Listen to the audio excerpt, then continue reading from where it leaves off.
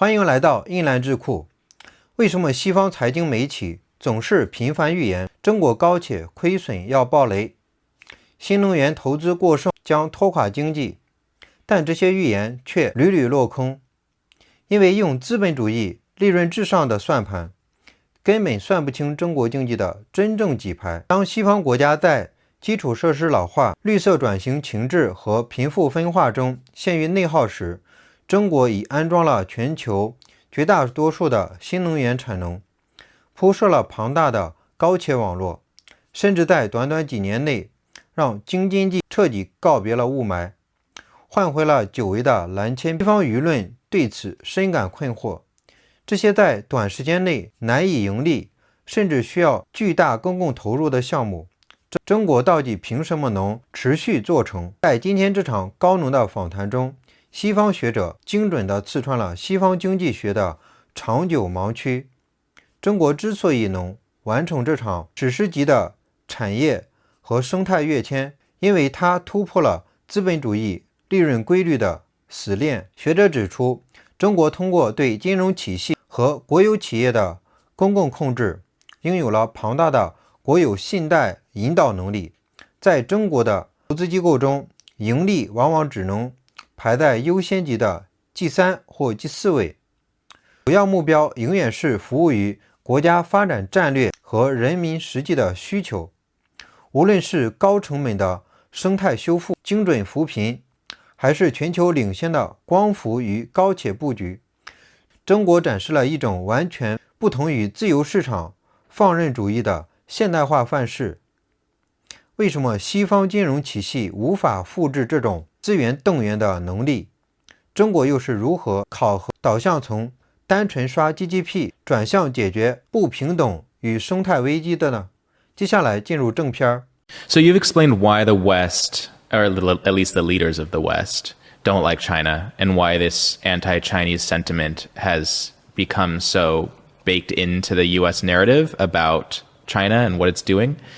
But let's talk about what they are actually doing for their people and why standards of living have gone up so much, why they have so many great high-speed rails popping up, why that so much of the progress on solar panels and solar energy has been driven by China. What is it about their industrial policy that works so differently than what the US, how Western economies are run? This is so important because, as you mentioned, China is a leader in renewable energy development, right? So it's the leader by far. The leader by far. So China installs more renewable energy capacity every year than the rest of the world combines.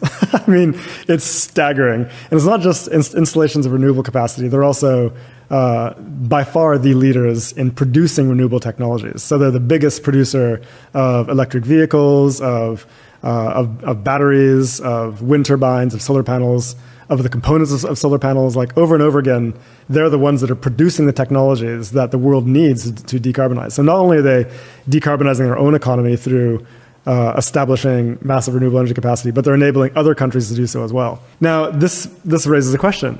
How is China able to achieve this, given the fact that these are not highly profitable sectors, right? Fossil fuel is more profitable. The West has failed to make these investments because these investments do not align with the interests of profitability. China is not constrained by the capitalist law of value in the same way. Why is that? It's because China has public control over the financial system. And so China is able to direct public and commercial finance towards what is most necessary for their national development objectives, which includes renewable energy capacity development, rather than only directing it towards what is most profitable to capital. This is extremely powerful. Like, try to understand how powerful you can be when you can guide your nation's productive capacity towards achieving these things. You can resolve these problems like that. There's no reason that other countries cannot also do this with the same kinds of results. And the same is true for the high-speed rail, which you mentioned. I think it's so funny because repeatedly in the Western press, there's always these stories in the Financial Times and the Economist. Oh, all of these massive investments that China's making in its high-speed rail network. Doesn't China understand that this is not profitable? And eventually there's going to be a bubble and it's going to burst and the whole economy is going to come down as a result.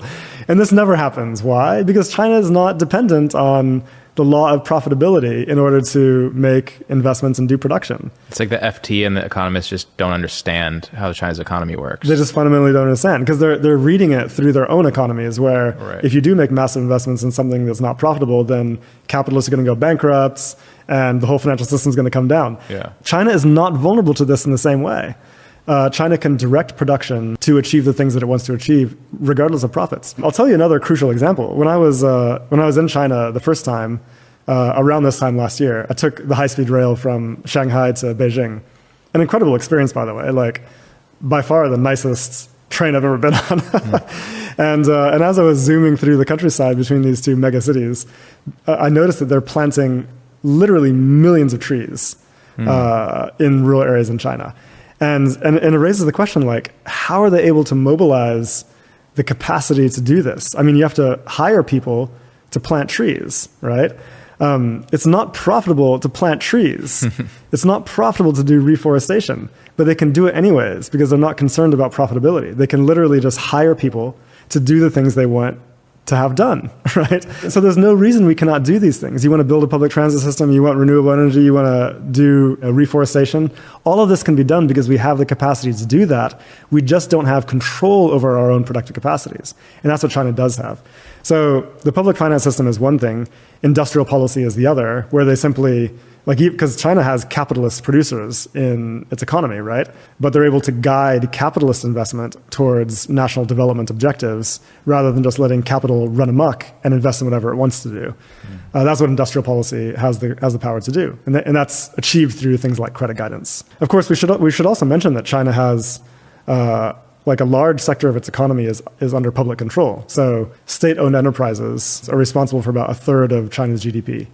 And so what this means is that China is always able to do production in those sectors, again, regardless of profitability, if that's the objective for them.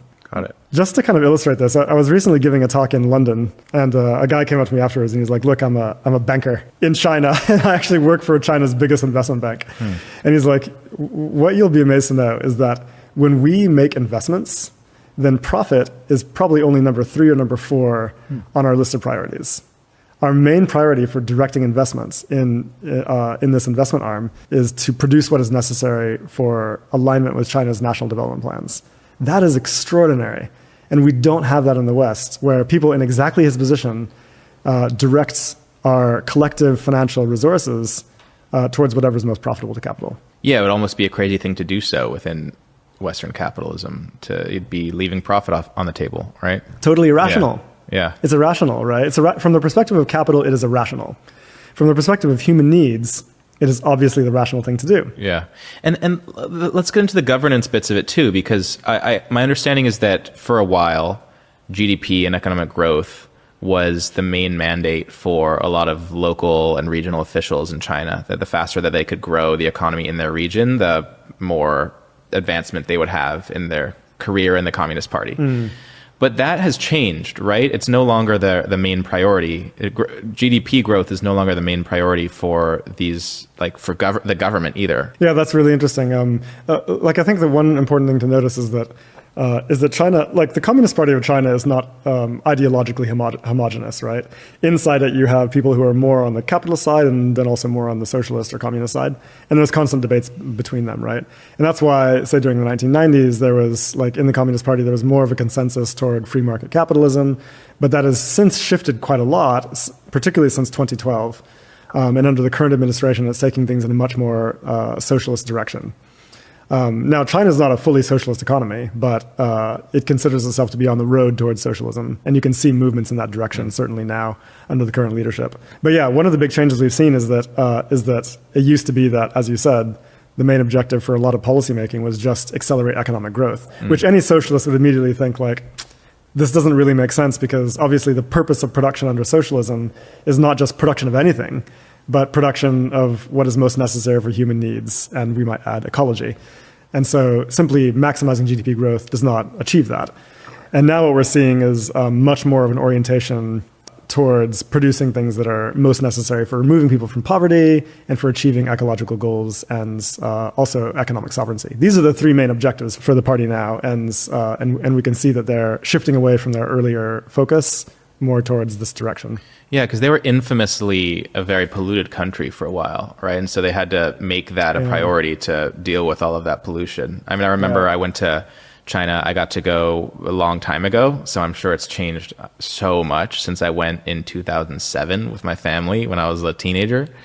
But it was like kind of hard to breathe in Beijing, you know? And so they had to like make that a priority. And I know they kind of, some would say that was for the Olympics, but that like got nationalized in terms of the scope of their ecological mindset, which is like, now the goal is to clean up this polluted river in your territory, right? And like that's actually the mandate for your local government. It's not just growth.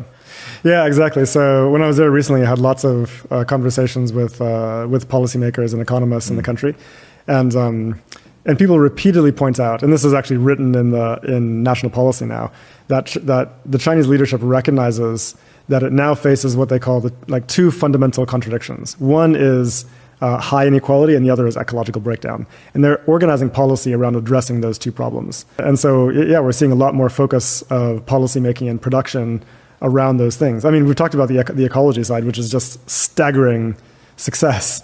But the human deprivation side is also very, very impressive. I mean, there were very high rates of poverty in China during the 1990s. And that has been dramatically reduced through, this is not just through like let's just laissez-faire and let the economy do what it wants to and see if it resolves poverty. No, they had a targeted anti-poverty campaign where they had cadres going into every poor village and town thinking about what do families actually need in order to live decent lives, what can we do to make sure that necessary production occurs, and so they have those things. Healthcare, sanitation systems, nutritious food, et cetera, et cetera. Producing the things that people need to live decent lives has been a major focus of policymaking in China recently. And so I think that people who visited China in the 1990s or early 2000s, the country has changed so much since then. You talked about pollution in Beijing. There's blue skies in Beijing today. Yeah, I can't even imagine how much has changed. It must be, I need to go back and see it. 公开访谈中的现象，我们需要透视中美两种经济制度最底层的运转逻辑。西方金融资本主义的终极理性是资本利润的最大化，在华尔街和西方金融体系看来，不能在短期内产生高额回报的高企植树造林或乡村医疗，都属于非理性投资。一旦资本看不到暴利，基础设施就会失修，产业升级就会中断。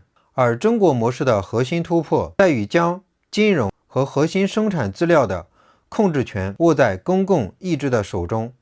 当国家能够通过信贷引导和工业政策将资源导向输入实体经济与公共领域时，资本就被迫从脱实向虚的狂欢中收敛，转向服务于长期国家安全与民生的改善。此外，这场访谈还揭示了一个关键性的治理演进。中国的治理考核已深刻地脱离了早期对 GDP 增速的单一成败。从2012年以来，面对贫富差距与生态破坏的两大根本矛盾，中国通过精准扶贫与绿色转型，打破了西方先污染后治理以及边际效应的虚假假设。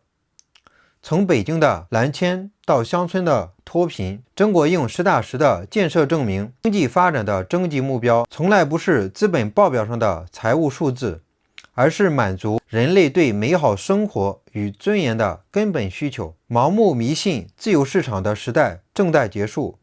当西方还在为资本利润与公共利益撕裂的内耗时，中国的工业政策正在为全球南方国家提供全新的现代化借鉴。你是如何看待中国金融体系对国家战略支撑的作用？欢迎在评论区留下你深度的见解。这里是胤蓝智库，与你一起看透世界格局。我们下期见。